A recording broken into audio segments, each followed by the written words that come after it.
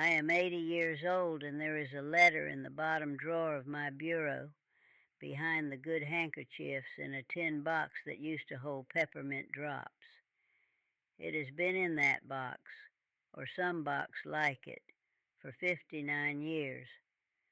The paper is folded 3 times, the way he always folded things, lengthwise first, then across, and the ink has gone brown in places, though I know that without having looked at it in some years. I know it well enough that I don't need to look. My husband wrote it from somewhere in Virginia in the late summer of 1863. It arrived on a Tuesday. I started reading it at the kitchen table, and I stopped before the end. I folded it back the same way he had folded it, and I put it away, and I have never finished it. People, when they have learned of it at all, have assumed they know why. They think it was too much to bear. They think grief overwhelmed me. They're wrong. I stopped reading because I was afraid, not of what he might have said about dying, but of something quieter than that, something I was not ready to know. I'm 80 years old, and I am still not certain I am ready. That is what I want to try to explain, even now, even this late. I was born in the spring of 1840, the second child of a farming family in the hill country of western Virginia, not far from a town that had a mill and a Baptist church and not much else besides. My father had 40-odd acres, most of it slope that wore out fast. He kept a kitchen garden, a few hogs, some chickens, a pair of mules that he treated better than most people treated their children. My mother made do with what the farm gave, and sometimes with less than that. We were not poor in the way that means you go hungry every week, but we were never far from it. A wet spring could mean a short year. A sick mule could mean a very hard one. I was the second child. My brother Caleb was 3 years older and did most of what a son was expected to do. I helped my mother, the garden, the kitchen, the younger ones when they came. There were 4 of us in the end. I was the one who could read quickest, which my father noticed and my mother took pride in quietly. She had learned her letters from a schoolteacher who passed through when she was young, and she had not let them go. She made sure I did not either. The school in our area was a winter school, held in a church 3 miles along the road. You went when the farm work allowed and when the weather was not too cruel. I went when I could. There was a man who taught. I do not remember his name now, only that he had ink-stained hands and a dry cough that worried my mother enough that she would not let me sit in the front row. I learned enough to read the Bible through, enough to write a letter that could be understood, enough to read a letter that was written to me. That last part matters. I want to say it plainly. I was a woman who could read. That is not nothing. By the time the letter came, I'd been reading for nearly 30 years, almanacs, what newspapers we could get, the Bible in the evenings when the light held. I did not stop because the words were too hard for me. I want that to be clear from the beginning. The land where I grew up did not change much from one generation to the next. The hills were the same hills. The creek ran brown in March and thin in August. The same families farmed the same ground their fathers had cleared. You knew everyone within 5 miles by their gait and their dogs. You knew what years had been hard for them and what years had not. You knew who had buried children and who had not, and there were not many in that second group. I grew up expecting my life to look like my mother's life. That is not a complaint. It was simply the truth of that place and that time. You grew up, you married someone from the same county or the next one over, you kept house and worked and raised children and got old and died. That was the shape of it.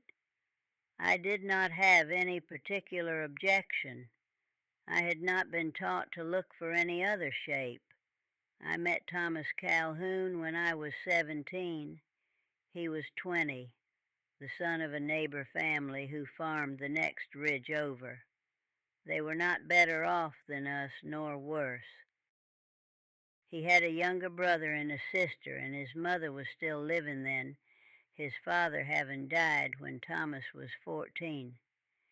He had run the farm since then, not perfectly, but steadily, which I thought well of. A boy who runs a farm at 14 and keeps it going has something in him that counts. He came to a church social in October of 1857, and I noticed him first because he laughed at something, and the laugh was real. Not the kind men do to be noticed, just a genuine laugh at something that struck him funny. I thought, there is a person in there. That is not as common as people think.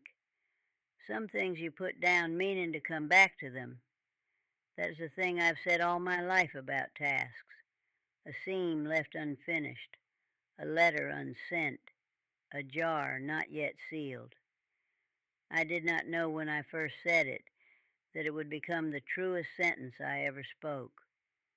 He walked me home from the social that October evening, and my father watched from the porch but did not call out. That was about all the courtship approval required in those years. We were married in April of 1859. I was 19. Thomas was 22. The wedding was at the Baptist church, the one my family had always attended, and there were maybe 40 people there, and afterward everyone came back to my parents' place and ate what the women had been cooking for 2 days. I remember my mother's ham. She had a particular way with it, a dry rub of salt and brown sugar and something else she never told me exactly. And I remember being tired by the middle of the afternoon and wishing everyone would go home, and then feeling guilty for wishing it. We moved into a house on the Calhoun land, a small house that Thomas and his brother James had repaired the summer before. The house had 2 rooms and a loft, and a fireplace that pulled badly when the wind came from the northeast. Thomas spent most of our first winter trying to fix the chimney, and he never got it right. And by the second winter, we had both stopped thinking about it. That is how most things go. You work at them until you decide the situation is tolerable, and then you tolerate it. Thomas was not an easy man. I want to say that plainly. He had a temper that came on sudden and then passed just as sudden, like a summer storm. He never struck me. I want to be clear about that. But he could go dark and close up and not speak for a day if something had crossed him wrong. Farm trouble mostly. A deal gone bad. An animal that would not cooperate. A neighbor who did not do what he said he would do. He felt those things sharply, more sharply than he felt the good things, which is a common failing in certain kinds of men. But he also had this: when he was in good humor, which was most of the time, he was good company. He would talk over supper about whatever he had been thinking about during the day. Nothing consequential, just the things a man turns over while he works. Whether the creek was going to run high enough in July to worry about. Whether James was going to get that dispute with the Morrison family settled before it became something worse. He had opinions about everything, and he was not shy about them, but he was also willing to be argued with, which I appreciated, Some men are not. He had a particular way of doing things that I either came to rely on or found maddening, depending on the day. He always hung his hat on the same peg. He always banked the fire the same way before bed. He drank his coffee with one spoonful of sugar and no more, and he measured it the same every morning without seeming to think about it.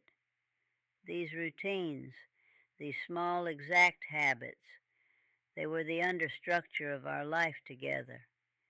You notice them more once they're gone. Our first child came in the spring of 1860, a boy we named Robert. He was a good baby, quiet, ate well, slept in reasonable stretches. I was not prepared for how much work it was, which no one is, no matter what they have been told. Thomas was helpful in the ways he knew how to be, which mostly meant keeping out of the way and doing the outdoor work without being asked. That was something. Some men do not even do that. We had 2 good years. The farm did well enough in 1860, passably in 1861. We were not comfortable, but we were not failing. We were the same as everyone around us. The news from the larger world came slow and often wrong. We heard about the trouble in the spring of 1861, and then it was summer, and Thomas was talking about it more, and then it was fall, and it was not talk anymore. I do not want to dwell on what that time was like in the county, the men going, the arguments about it among the families. I will only say that Thomas made his decision in the spring of 1862, and I did not try to stop him, because I understood that trying would have changed nothing and cost us something we could not afford to lose. He had made up his mind. When Thomas made up his mind about something, the only thing left to do was be practical about it. Robert was 2 years old. I was expecting again. Thomas left in March of 1862 on a cold morning with a pack and his father's rifle, and I stood at the gate and watched him go down the road, and that is the last I ever saw of him, moving away from me and not back toward me, though I did not know that then. Some things you put down, meaning to come back to them. The first year he was gone was the hardest in practical terms. The second year was harder in every other way, but the first year I was still organized around getting through the day, which left less time for anything else. Thomas's brother James helped with the heavy work when he could, but James had his own farm and his own family to see to. My mother was 4 miles away and came when she was able. I learned that year what the full weight of a farm feels like when you are carrying it without a second pair of hands. The animals wanted their water and their feed whether you were tired or not. The garden did not care that you were 7 months along. The roof section over the loft started leaking in June, and I got it as patched as I could and prayed it would hold through the fall, and mostly it did. My daughter came in July of 1862. I had my mother and a neighbor woman, Mrs. Alderton, with me. It went reasonably well for a summer birth, which can be treacherous. I named her Clara, which had been Thomas's mother's name, thinking that would please him when he heard. I wrote him to tell him about her. I wrote him every week or near enough, though letters took a long time and came back wrong half the time. It was hard to know if what you sent arrived, or arrived too late to matter. His letters came in clusters, nothing for 3 weeks and then 2 at once. The mail was unreliable. The roads were unreliable. Everything was unreliable in those years except the need to feed the animals and keep the fire and not fall apart in front of the children. He wrote the way he talked, practically. He told me what the food was like, which was mostly bad. He told me about the men he was with, gave me names and small details about them that made them real to me, even though I never saw any of them. There was a man named Holt from down in North Carolina who Thomas said was the best card player he had ever seen and the worst liar about it. There was a man from our own county named Pickett, not a family I knew, who had been a school teacher and who Thomas respected because the man read even in camp when there was light enough.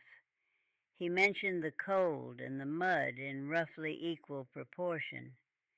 He mentioned missing me, which he did plainly, without decoration. He was not a man for decoration. What he did not write about much was the fight in itself. A few lines now and then. They had been in a skirmish. They had moved from one place to another. So-and-so had been wounded but was expected to recover. The large shape of the war reached me through other channels. Neighbors who had seen newspapers, men who came back with pieces of it.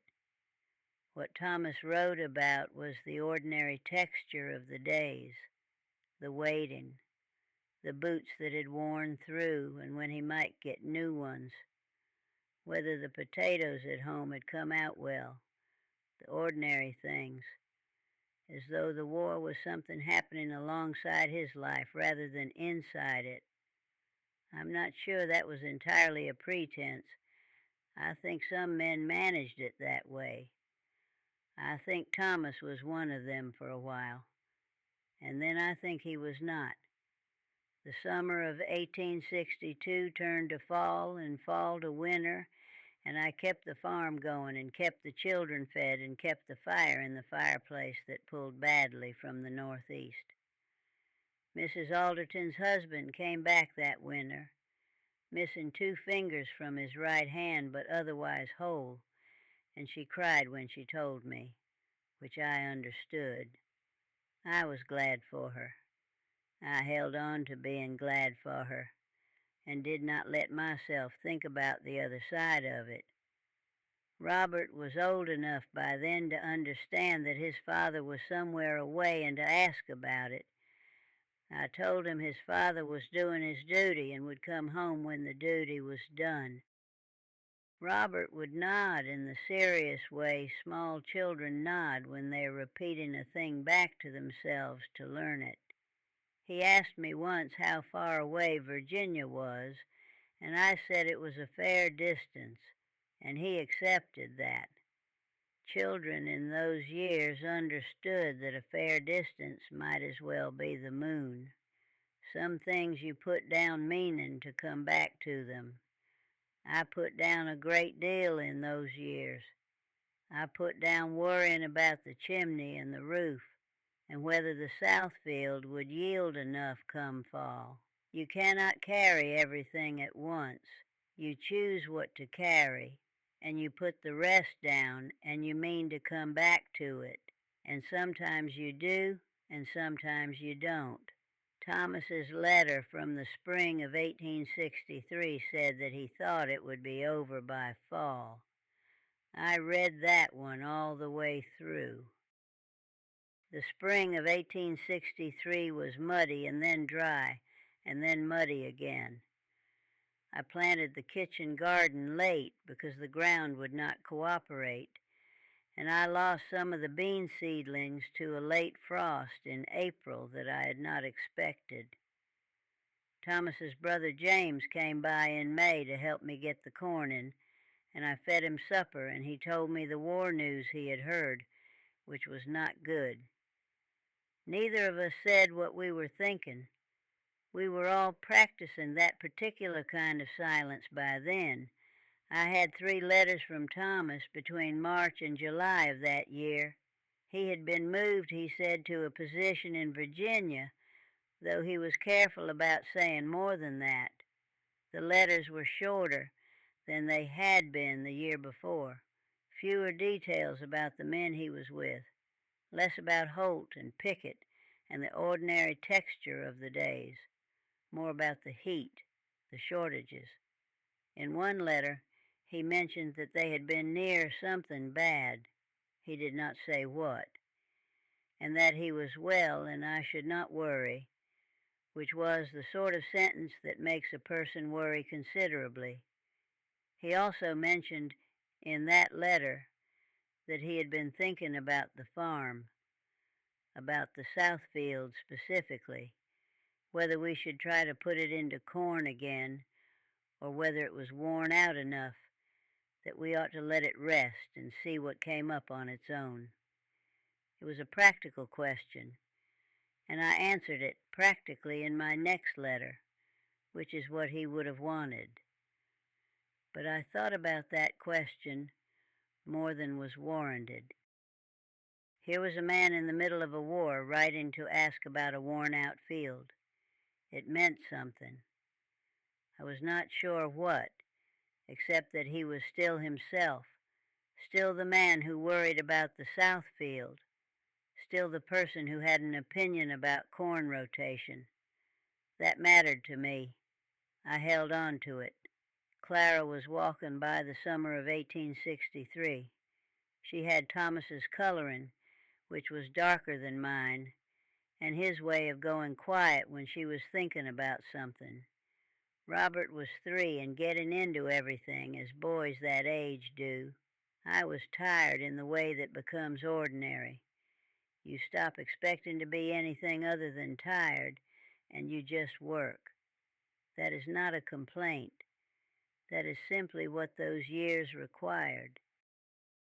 The news that reached us about the early summer was bad. Families in the county who had not yet lost anyone lost someone, and families who had already lost someone sometimes lost someone else.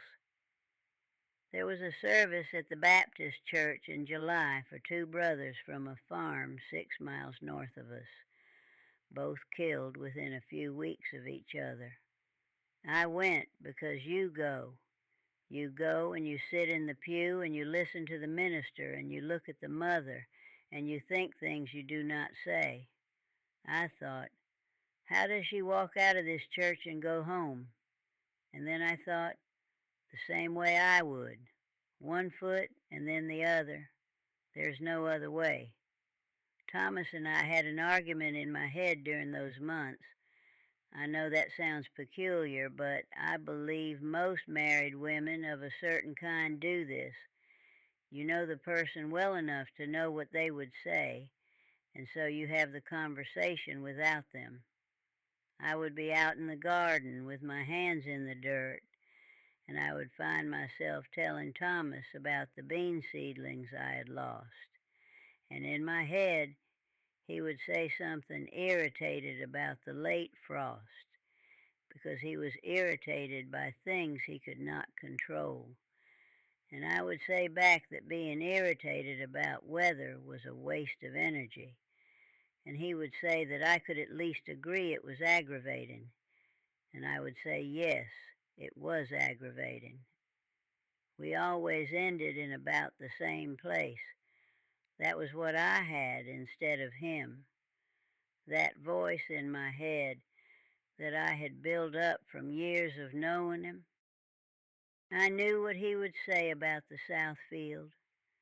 I knew what he would say about Mrs. Alderton's husband coming back with his hand. I knew what he would say about Robert getting into everything, which was that boys that age were supposed to get into everything, and I should stop trying to prevent it. That voice was very real to me, more real sometimes than the man in the letters who was getting shorter and harder to read. August passed. The heat broke in September and the air went dry and clear the way it does in the hills in fall. I brought in what the garden had given, and I put up what I could. I was stoking the fire one evening after the children were down, and I heard something, or thought I heard something, and I went to the window, and there was nothing there, just the dark and the sound of the creek. The letter came on a Tuesday in October. It was brought by a neighbor boy, the Garner boy, who had been riding toward town and stopped at my gate. He handed it through without getting down from the horse. He had a look on his face that boys have when they are trying not to show they know something. I thanked him, and he rode on. I stood at the gate and looked at the letter before I went inside. I recognized Thomas's handwriting immediately. He made his capital letters a particular way, the T with a long cross, the C looped back to nearly touch the stem. It was his hand. The letter had been in transit long enough that the edges were soft, the way paper gets when it has been in a coat pocket or a mail bag through wet weather. I went inside. The children were out back. I could hear Robert somewhere, talking to himself the way he did. I sat down at the kitchen table and I held the letter for a moment, and then I broke the seal. He had written it in late August. The date at the top said the 23rd, which I noted because Thomas was not always careful about dates. That he had written the date carefully told me something, though I could not have said exactly what.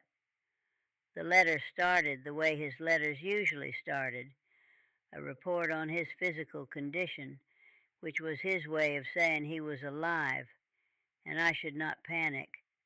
He was well enough, he wrote. The weather had been brutal, but was easing. He had his boots from before, but the right one was giving trouble at the sole. There was a man in their company who could do some work with leather, and Thomas was going to see him about it that week. These were the kinds of things Thomas wrote: the boot with the bad sole, the man who might fix it. Then he wrote about the men he had been with. Some of them were gone, he said, and left it at that. He did not list names, and I did not push the point in my reading. He mentioned Holt, who had been sick but was better. He mentioned that Pickett, the schoolteacher, had gotten a letter from his wife with a book in it, and that the book had been passed around the whole company and was now half falling apart. Then he wrote about home, the South Field, as he often did. Whether I'd been able to manage everything, which was his way of worrying about me, without wanting to seem like he was worrying. He wrote about Robert, asked if the boy was talking more, said that by the time he got back, the boy would probably be talking so much he would not be able to get a word in. He wrote about Clara, whom he had not yet met. She was 3 months old when he left, and he said he thought about her and wondered what she looked like, whether she had his coloring or mine. He wrote, "Tell her her father thinks about her. Tell her her father thinks about her." I've remembered those words exactly for 59 years. Then the letter changed. Not the handwriting. The handwriting was the same, but the tone shifted in a way I noticed even as I was reading. He had been writing in one voice, and then he was writing in another, like a man who has been making conversation and then decides to stop making conversation and say what he came to say. He wrote that he wanted me to know something. He wrote that there were things he had not said in his letters, and he wanted to say one of them now. I read that sentence. I turned it over, and then I stopped. Some things you put down meaning to come back to them. I folded the letter back the way it had been folded, lengthwise first, then across, the way he always folded things. And I set it on the table, and I went to the door and called the children in for supper. I did not read the rest of it that evening. I did not read it the next morning. I put it in the tin box that had held peppermint drops. The tin was on the shelf above the fireplace, and I went about the day. That was October of 1863. I have not finished reading it since. I did not sleep well that night. I lay in the bed with the children breathing in the loft above me, and I thought about the letter in the tin and the tin on the shelf and the particular sentence. There are things I have not said in my letters, and I want to say one of them now. I thought about it the way you think about something that is bothering you without knowing exactly why. Turning it over, setting it down, picking it up again. By morning, I had convinced myself that I would read the rest of it after breakfast, when the light was better and the children were occupied. I made the coffee and I gave Robert his food and I settled Clara, and then I stood at the shelf and looked at the tin, and I didn't take it down. I have never told anyone exactly what that morning felt like. It did not feel like grief. It felt like standing at the edge of something and choosing not to step. I should explain what I thought was in it, or rather, what I was afraid was in it, because I have spent 59 years with that question, and I have an answer to it, though I am not certain the answer is right. Thomas was a man who kept things to himself. That was his nature. He was not given to speech about feelings, about the interior of things. He would tell you his opinion on a practical matter without hesitation. The south field, the mule, whether it was going to rain. But he would not easily tell you what he felt about you or about himself. That was not how he was made. In 11 years of knowing him and 4 years of marriage, I could count on one hand the times he had said anything that could be called tender, directly and plainly. And then his letter shifted, and he wrote, "There are things I have not said in my letters, and I want to say one of them now. What I was afraid of was this, that he knew he was going to die, that he was writing what men write when they believe they will not come back, the last words, the final account. I was afraid of that because last words require you to receive them. They require you to become the person who was given those words, and if I read them, if I let him say to me whatever it was he needed to say, the thing he had kept back and decided at last to speak, then I would become the widow receiving those words. I would cross over into that, and as long as I did not read them, I had not crossed over. I knew this was not reasonable. I knew he was likely already dead or alive independent of what I read. The letter was from August, and it was October, and things moved fast in that war. Too fast for a woman on a farm in Virginia to keep up with. His condition, living or dead, was not changed by whether I finished a letter. But something in me acted as though it were, as though by not reading the end I could hold something open. That is the truth of it, as plain as I can say it. I was not overcome by grief in that moment at the kitchen table. I was afraid, specifically afraid of what it would cost me to receive whatever he had decided to say at last, in a letter he wrote as though it might be his last chance to say it. The news came in February of 1864. It was his commanding officer, or someone writing on behalf of the commanding officer. Thomas had died in December. The exact circumstances were not given, and I did not ask for them. I sat in the house with the letter from the commanding officer in my hands and the other letter, Thomas's letter, in the tin box on the shelf, and I thought, now I know. He was already gone when I stopped reading. He was already gone when I put it in the tin. I sat there for a while with both pieces of paper on the table, the official letter and the tin. The tin still had a little of the peppermint smell from the drops that used to be in it. I noticed that detail. You notice strange things. I noticed the smell of peppermint, and I noticed that the fire had burned down, and the room was getting cold, and Claire was going to wake up from her nap soon and need feeding. I noticed all of those practical things, and I sat very still in the middle of them. I did not open the tin. People came and were kind in the way people are. Mrs. Alderton came 3 days running. My mother stayed for 2 weeks. The minister came and sat with me and said what ministers say, which I received without much feeling one way or another. I was occupied with the children and the farm and the list of things that had to be done, and I was grateful for the occupation. I let people believe what they believed about the letter. Some of them knew it existed.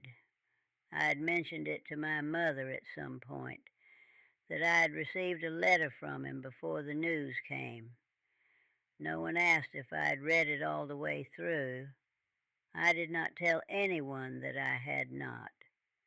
Some things you put down meaning to come back to them, but there's a difference between putting something down because you intend to come back and putting it down because you are not ready to pick it up again, and you are afraid the moment you are ready will never come. I knew the difference. I had known it since that October evening. I kept the tin on the shelf for 2 more years. Then I moved it.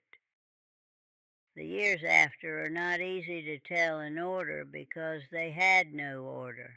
That is what I remember most about the years that followed. Not grief as a distinct experience with a shape to it, but the shapelessness. You expected to feel a particular thing and you felt something else, or nothing, or the wrong thing at the wrong time. I kept the farm through 1864 and into 1865. James helped when he could. My mother's health was beginning to fail by then, and I was riding out to see her on the weeks I could manage it, which was not as often as I should have. The children were fed. The animals were watered. The roof over the loft got bad again, and I asked James about it, and he came and spent a day on it in September, and it held better after that. Robert was 5 by then and beginning to understand more than I had told him. He asked me once directly if his father was coming back. I told him no. He looked at me for a moment and then he said, "Oh," and went back to what he had been doing. Children that age, they absorb a thing and you cannot see where it goes. Clara did not remember Thomas at all. She had been 3 months old when he left. She grew up with a picture, a daguerreotype that Thomas's mother had made, Thomas looking serious and uncomfortable the way everyone looks in those pictures, and that picture was his father to her. I did not know whether that was better or worse than remembering him and losing him. I still do not know. I thought about the letter in the way you think about a thing you're not ready to deal with. Not constantly, not every hour, but it was there, the way a door is there in a room. You know it is there even when you're not looking at it. I moved the tin off the shelf above the fireplace in 1866 when I was doing a cleaning and found I did not want to look at it every day. I put it in the bureau in the bedroom, behind some fabric I was keeping for a dress I never made. There it stayed. In 1867, I married again. This is not the center of this story, and I will not give it more than it deserves. But I want to say it plainly because leaving it out would be a kind of dishonesty. His name was William Marsh, a widower from the next county, a decent man, not unkind. He had 2 children of his own. We made a reasonable household. I do not say this with bitterness. It was what was needed, and we both knew it, and I respected him for understanding that without needing me to explain it. I moved the tin again when we moved into William's house. I had it with me still. I had not told William about it, not in full, only that I had letters from my first husband, which is the kind of thing a man knows better than to press too hard about. He never asked. I moved the tin into the bottom of the bureau in our bedroom, behind the good handkerchiefs that I only used for funerals and special occasions, which in that life often amounted to the same thing. Thomas was in the house with us, not as a presence, not as a ghost, but as a weight in the bureau. I was aware of it the way you are aware of something stored in a house that you go past every day without opening. I was not ready. Every year I thought, perhaps this year, and every year I was not ready. William died in 1881. He had a bad chest that grew worse over the years, the kind that gets you a little at a time. I nursed him through the last year, and I was with him when he went, and I was sorry. I was sorry the way you were sorry about someone you respected and lived with and did right by, even if you did not love them the way you loved the first one. That is an honest thing to say, and I am saying it. After William died, I moved back to a smaller house, closer to Robert and his wife, who had settled nearby. The tin came with me. Of course it did.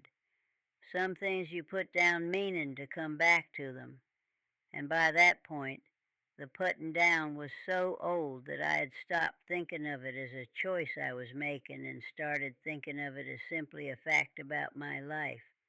The way the creek running thin in August was a fact. It was just so. I want to try to say what the not knowing has been, because I think it deserves to be said exactly. There are 2 things it has been, not one. People might assume it has been only suffering, the open wound, the thing unresolved. But it has been something else alongside that. It has been a kind of shelter.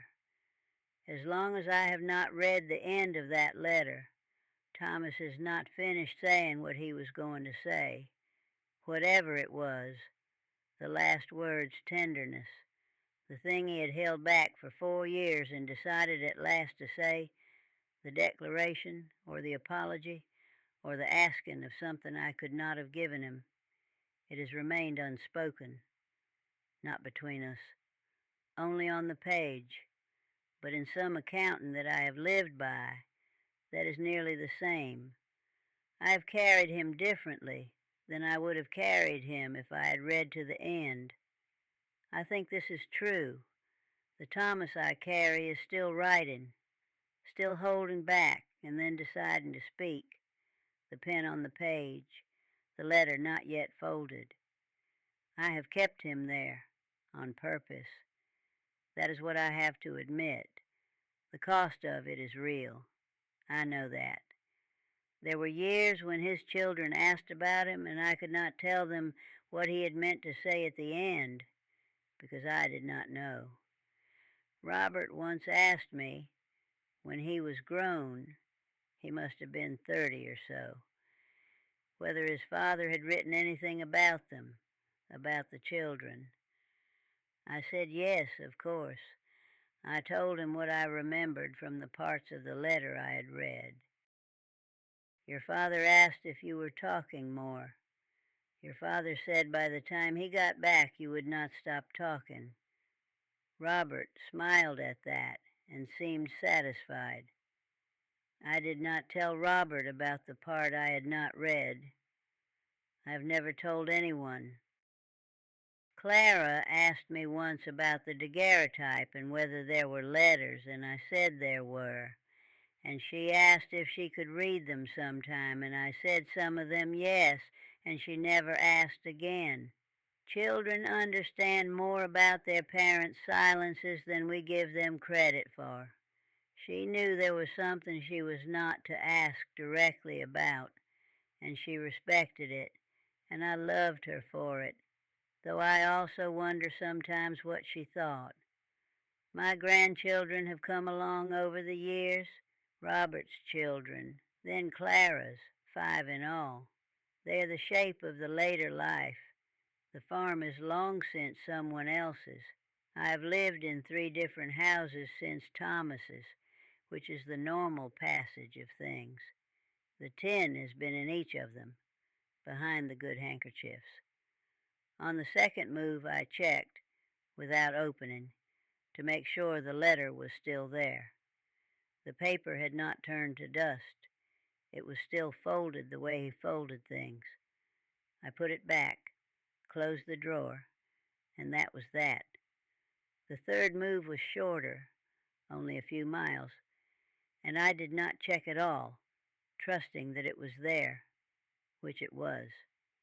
I am 80 years old, and the children are grown, and the grandchildren are growing, and I am not as strong as I was, but I am still here, and the letter is still in the drawer. I have thought about burning it. In my darkest moments in the years right after the news came, I thought about it. Just burning the tin, the letter with it, not having to carry it or decide about it. One night in the first winter, I took the tin down from the shelf and held it close to the fireplace, not threateningly, just close. And I looked at the fire for a while, and then I put the tin back. I do not know what stopped me. The same thing that stopped me from reading it, I suppose. I was not ready to have an answer either way. A decision to burn it would have been as final as a decision to read it. And I was not in the business of final decisions where that letter was concerned. Some things you put down meaning to come back to them. Some things you put down and then build your life around the not coming back. And after enough years, it is the shape of the life itself. Robert built a good life. He farms land about 8 miles from where I am now, has 4 children, a steady wife named Edna, who I like very much. She is a practical woman who does not waste words, which suits me. Robert looks like Thomas, the coloring, the way he holds his shoulders. I noticed it first when he was about 15, and it has only gotten more pronounced. I do not say so to him. It would not serve any purpose. Clara married a man named Webb, and they moved further south, which I accepted without complaint, though I missed her more than I expected. She writes regularly. She has 3 children, one of whom has her father's coloring, Thomas's coloring, without ever having known Thomas at all. The body carries things forward without being told to. There was a monument put up in the county seat some years back, a stone with names on it, men from the county who died in the war. Thomas's name is on it. I walked past it for the first time on an errand I had in town, and I stopped and looked at his name, and it looked like his name looks on paper, the particular shape of the letters, different from someone else's name, even though it was a stonemason who had cut them, not Thomas himself. I stood there for a little while, and then I went on to do my errand.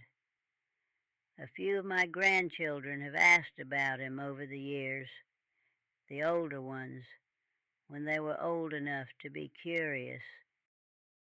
I tell them what I know, the farm, the mules, the way he could fix most things that needed fixing, his habit of folding things lengthwise first. I tell them he was a man who had opinions and was willing to hear yours, which is rarer than it ought to be. I tell them the things that are true, and I leave out the things that are not mine to give. One of Robert's children, a girl named Agnes, who is sharp in a way that makes me both proud and uneasy, asked me last summer whether I had kept his letters. I said I had kept some of them. She asked if she could read one sometime. I said perhaps, and we left it there. She is 12, and she will ask again. I know she will. She has that quality about her. She does not let things go. She reminds me of myself at that age, which is not always a comfortable thing to see. I have thought about what I would do if someone opened the tin before I am gone. If Agnes, say, were to find it while I was unwell and she was helping in the house. It is possible. I have thought about it. I've thought about what I would say if she came to me with the letter already unfolded, the last lines already read. I have thought about this, and I do not have an answer that satisfies me.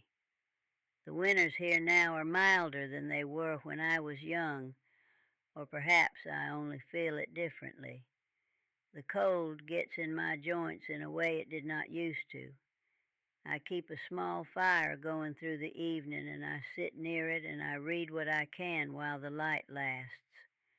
I have the Bible, which I have read through more times than I can count, and whatever else comes to hand. My sight is not as good as it was, but it is still serviceable.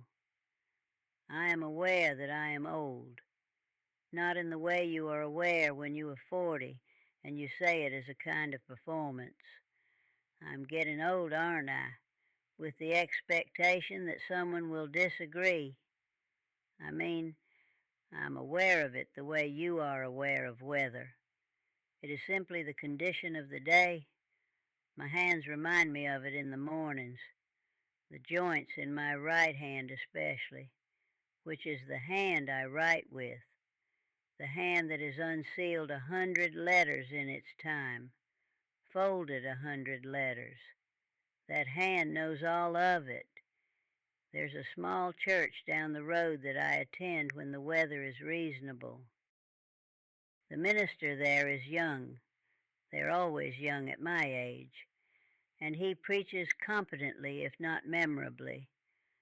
I go because I have always gone, because the Sundays of my life have had that shape. I sit in the third row and I listen, and sometimes I look at the window on the east side where the glass is old and wavy, and the morning light comes through it strange. And I think about the Baptist church back in the county where I grew up, where Thomas and I were married, where I sat with my mother through the service for the two brothers killed in the same summer. All those rooms, all that sitting. The body keeps going back even when the reasons change. The tin is in the bureau. I know that without having to check. There are things I have thought about in the night, in the way the night brings particular thoughts that I want to try to say. I have wondered whether Thomas would be angry with me if he could know what I did. He was not a man who would have understood it easily, this holding back, this deliberate not finishing. He would have said, "Eliza, what is the purpose in that?" He would have said it practically, not unkindly. Just what is the purpose? Because Thomas believed in knowing things directly, even when knowing things directly was hard. That was one of the things I respected about him. He did not soften the world for himself or for me. I think he would have been angry, not furious. Thomas's anger was usually quick and then over, but genuinely bothered by it. And then I think he would have understood after he thought about it. He understood me well enough. He knew that I was a person who needed to manage the rate at which things arrived. He knew that about me, and he never tried to change it. Whether I have done him a harm by not reading it, that is the question I cannot settle. He wrote the words to be read. He wrote them to me, specifically, sitting down in August in Virginia in the heat and deciding that he wanted to say what he had not said, and writing it down and folding it the way he always folded things and sending it. He did all of that. And I received it and read most of it and stopped. Tell her father thinks about her. I read that. Those words reached me. But the rest, whatever it was that the tone shift announced, the thing he had kept back and decided at last to release, those words have been on the page all this time, unread, directed at me and not received. That's a fact about my life. I have tried in idle moments to imagine what those last lines say. I'm not sure I should admit this, but I will. I've constructed versions of it in my head, the words he might have used, the thing he might have wanted to say. In some versions it is tender, the way he could be tender if you gave him the right conditions and enough time. In some versions it is something else, an accountant, something he had not resolved and wanted to put to me. In some of the night versions it is an apology, which I turn over when I am lying awake, and I think, an apology for what? What would he have had to apologize for? And I cannot settle that either, which may be its own kind of answer. I do not know what is in those last lines. I will say that again plainly. I genuinely do not know. After 59 years of thinking about it, I have not gotten to knowledge, only to the inside of the question. My mother died in 1872. She never knew about the letter, not fully. She knew one existed. She did not know I had not read it through. I was careful about that. She was a woman who believed things should be done completely. Tasks, duties, conversations. She would not have understood the stopping. She would have said, Eliza, finish what you started. And she would not have been wrong. Clara visited last month with 2 of her children, the younger ones. They ran through the house in the way of children who do not live there, touching everything. And I watched them, and I thought of Robert at that age, doing the same. And I thought of Thomas saying that boys are supposed to get into everything. The older of Clara's boys, the one who was 9, found the bureau interesting. All the drawers, the brass handles. He pulled the bottom drawer open before Clara caught him and said his name sharply. I said it was all right, but I watched his hands near the tin, and I felt something, a tightening across the chest, that told me the feeling was not as settled in me as I sometimes think. Some things you put down meaning to come back to them. 59 years is not meaning to. 59 years is something else. I have known that for a long time. I have been sick twice this year in a way that required the doctor, which is more than in the years before. Nothing that will kill me right away, he says. But he says it with that careful tone doctors use when they are being honest about the shape of things. I am 80 years old and the body knows it, even if the mind is still in the habit of making plans. Robert came to stay for a week in January, which I did not ask for, but was grateful for. He's 58 himself now, which is hard to account for. His hair has gone mostly gray. He moves like Thomas, the same deliberate way, especially when he is thinking, that pause before he does a thing. He does not know he does it. Agnes, his daughter, is 13 now. She came with him for part of the week. She found the bureau interesting in the way her brother had, but differently. She was not drawn to touch things, only to look at them carefully, to note their position. She's the kind of person who notices where things are. I recognize that quality. I have it myself. She asked me on the third day whether I was afraid of dying. She asked it directly, without the softening that adults put on questions like that. I told her I was not afraid of dying itself. I was afraid of certain things being unfinished when I went. She looked at me, and I could see her deciding whether to ask what those things were, and then deciding not to. She is smart enough to read the air in a room. I was glad she did not ask. I was also in some small way disappointed. I've thought about finishing the letter. I've thought about it more this year than in many years before it. The proximity of the end concentrates things. I will not pretend otherwise.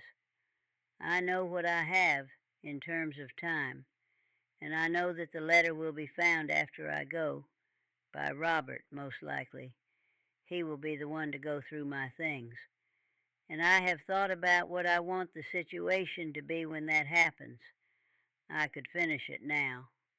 The letter is in the bureau, where it always is. I know the exact texture of the paper and the exact color the ink has gone after all these years. I've taken it out more than once and held it without unfolding it, which is its own kind of strange, to hold a thing that long without opening it. I could sit down in the good light of the afternoon and unfold it and read the last lines and know. But here's the thing I keep coming back to. I am 80 years old, and Thomas has been dead for 55 years, and the children he made are old themselves, and the farm he worried about is long since somebody else's field. Whatever he said in those last lines, whatever the thing was that he had held back for 4 years and decided at last to say, it has not been said into the world. It has been sitting in the paper, going browner in the ink, and the world has proceeded without it. His children grew up without it. His grandchildren do not know it exists. If I read it now, what do I receive? The words of a man dead 55 years, written to me as I was at 23, meant for a morning in 1863, that is gone. I am not the woman who was sitting at that kitchen table.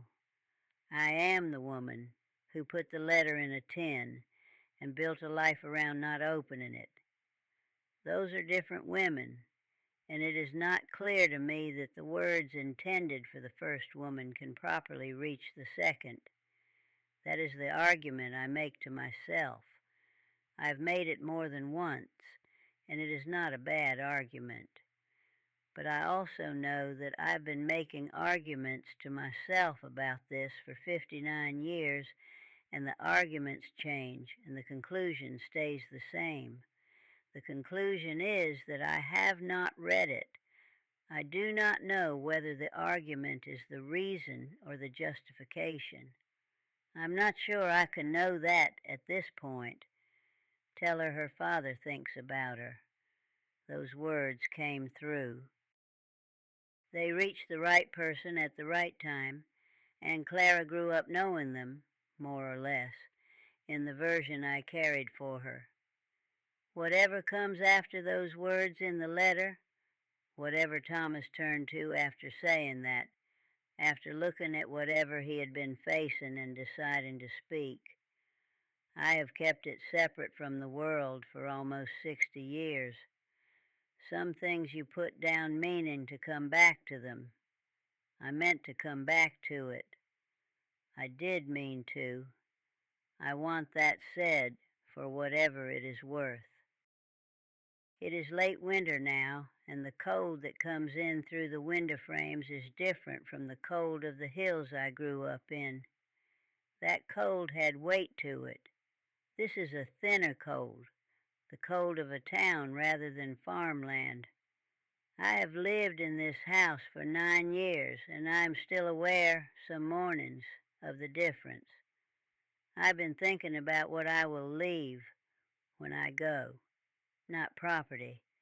There is not much, and it will go to Robert and Clara, and that is settled. I mean what I will leave in the drawer. The tin, the letter. Robert will find it. He is the one who will go through my things, being nearest, being the responsible one in the way that the oldest children often are. He will find the tin, and he will open it, and he will see the letter. He will know whose handwriting it is. He would recognize the T with the long cross, and the C looped back, if he had ever seen his father's hand, which he has. I showed him the other letters years ago, the ones I can read without difficulty. He will recognize it. He will read it. That is what will happen. He will sit down, probably at whatever table is nearest, and he will read the letter his father wrote in August of 1863, and he will read it all the way through. He will read the last lines. He will receive what Thomas had to say. I have made my peace with that, mostly. My son will read what his father wanted to say. That is not the worst thing. It may even be the right thing. What I cannot make my peace with is this, that when Robert reads those last lines, he will understand something about his father that I do not. He will know what Thomas said. I will not.